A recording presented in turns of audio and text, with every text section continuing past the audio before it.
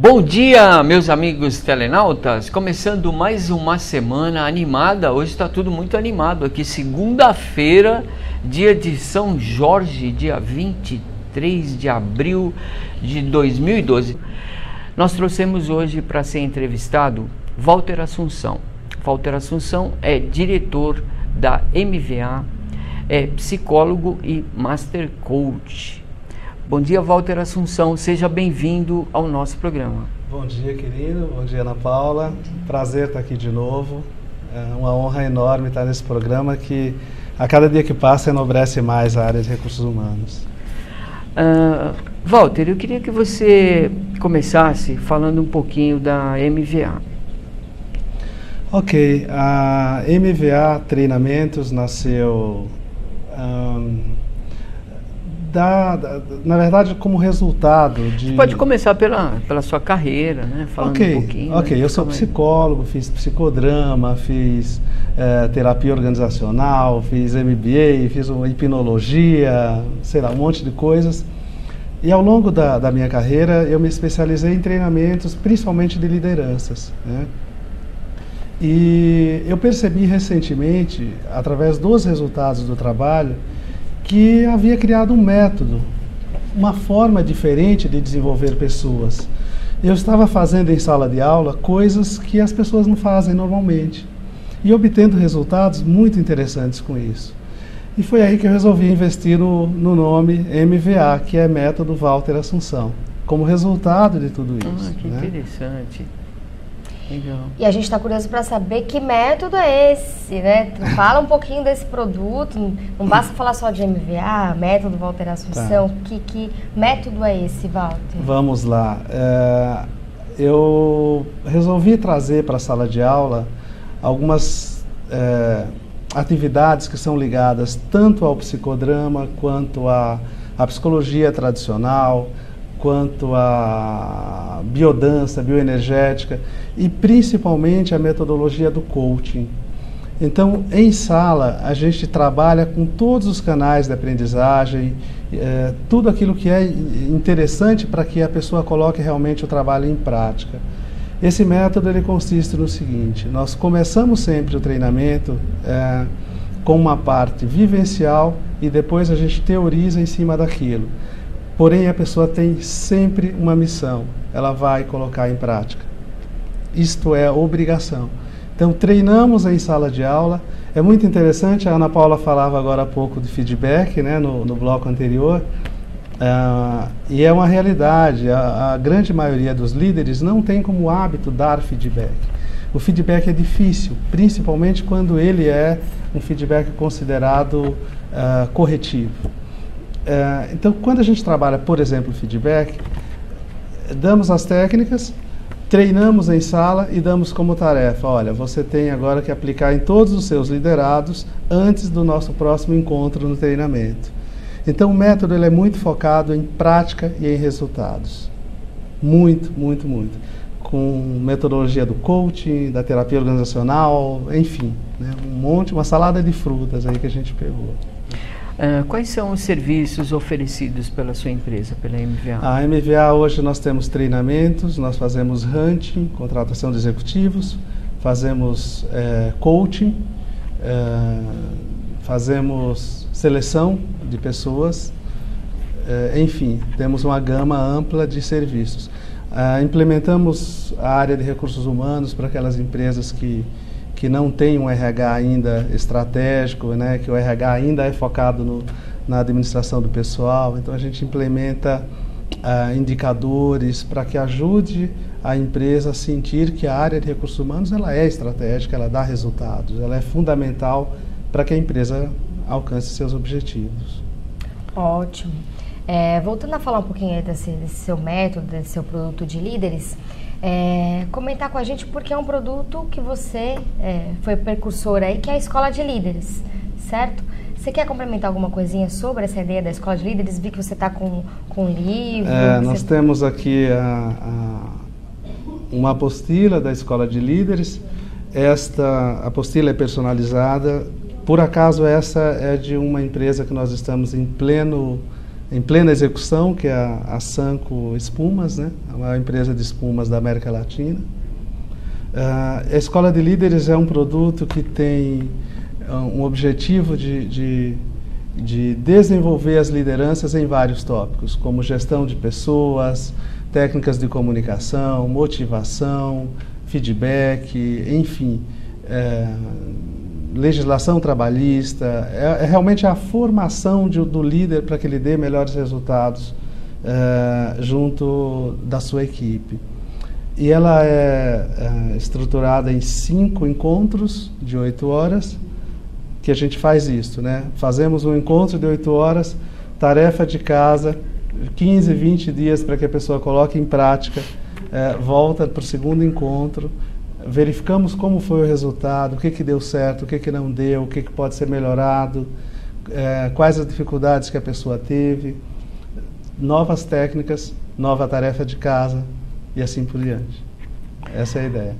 Walter, eu acho que a pergunta que o RH que está nos assistindo, ele deve estar querendo fazer é quando ele deve usar os serviços da MVA.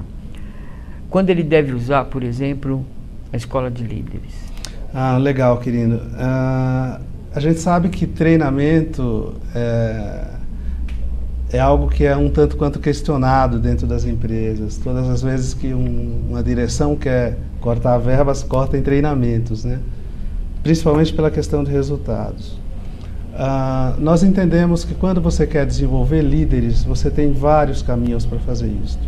Se você tem, por exemplo, um gerente, um diretor da empresa para desenvolver, eu diria que o melhor caminho é o coaching, porque o coaching vai dar um resultado muito bom, super interessante, e ele é individualizado, né? Na maioria dos casos. Existem coaching para grupos e tal, mas pensando numa pessoa sozinha, o melhor caminho é o coaching.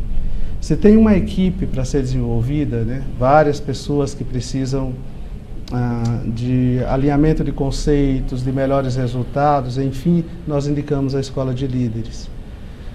Lembrando que a Escola de Líderes dá um resultado muito parecido com o coaching. Hoje existem várias pesquisas que mostram que o coaching é a melhor ferramenta para dar resultados. Ele chega a ter um índice de produtividade de até 70%, até 80%. A maioria dos treinamentos conseguem chegar a 15%, 20%, os bons treinamentos de liderança, né?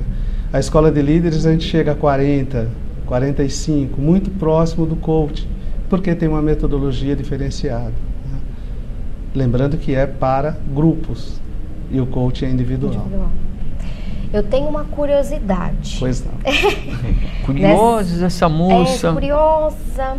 Queria saber, nessa sua trajetória toda... Eu acompanho essa curiosidade dela nos textos que ela escreve nos blogs, na educação de filhos, que tem tudo a ver com liderança. Né? Que também é uma escola de líderes em Sem casa. Sem dúvida nenhuma.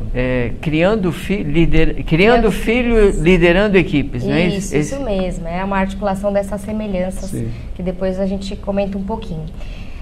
Queria saber, Walter, na verdade, sobre a sua percepção durante toda a sua trajetória como profissional em recursos humanos, como consultor, como coach, se você vê uma diferença no interesse dos líderes em se desenvolverem pessoal e profissionalmente.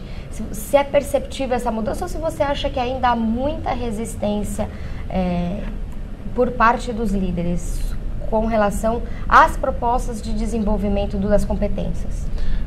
Que pergunta aí, profunda. Profunda mesmo. Quando existe um estudo que fala de conhecer um sistema, né? Seja esse sistema uma empresa ou seja esse sistema uma pessoa, e existem 2 fatores que mostram que todos nós adoramos mudança. Todos nós adoramos mudança. Porém, todos nós resistimos à mudança. É algo extremamente interessante. Nós criticamos muito, os líderes criticam muito. Essa empresa nunca dá treinamento, essa empresa nunca faz treinamento, essa empresa não investe. E aí, de repente, a gente manda um convite para um trabalho de treinamento. E aí, o resultado que vem é, caramba, mas em pleno sábado, 8 horas, o dia inteiro num treinamento, Perfeito. essa resistência ela é comum. Então, a metodologia da Escola de Líderes, a gente trata isso de uma maneira bem interessante.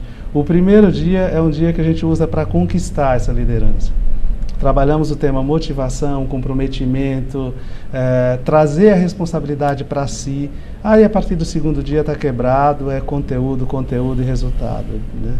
Mas é interessante saber isso.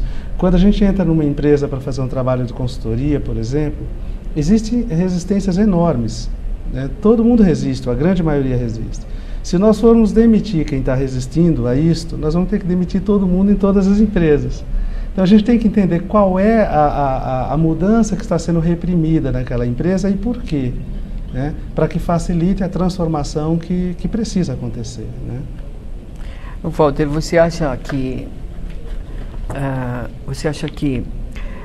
nas empresas, normalmente o líder, quando é promovido, a empresa ele não está preparado, né? Normalmente, via de regra. Existem alguns casos em que as pessoas se preparam, a empresa investe, a empresa tem programas, mas infelizmente uma grande parte das empresas não tem um programa de treinamento como deveria ter.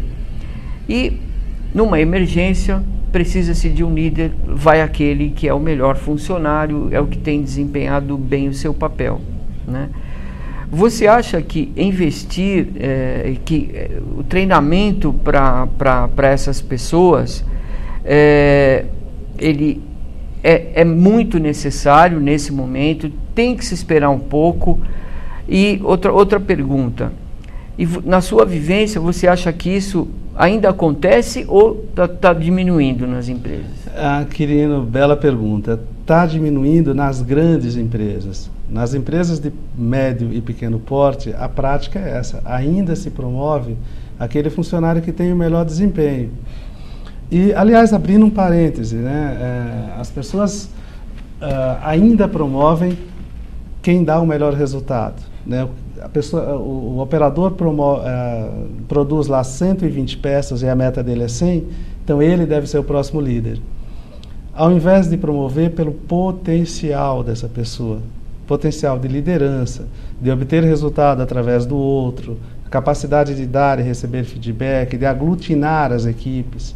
Então acabam promovendo pessoas que só são bons operadores e que deveriam ser bons operadores e ter investimento e reconhecimento por isto, e não serem promovidos. Promoveu, tem que desenvolver, né? Aí tem que investir, tem que desenvolver, tem que capacitar essa pessoa para que ela porque não tem volta, né? Não é um caminho que você pode voltar para trás. Não dá para voltar. É uma responsabilidade muito grande quando você promove um bom técnico ou um bom operador, como você disse, a um cargo de supervisão. Ele vai liderar equipes, né?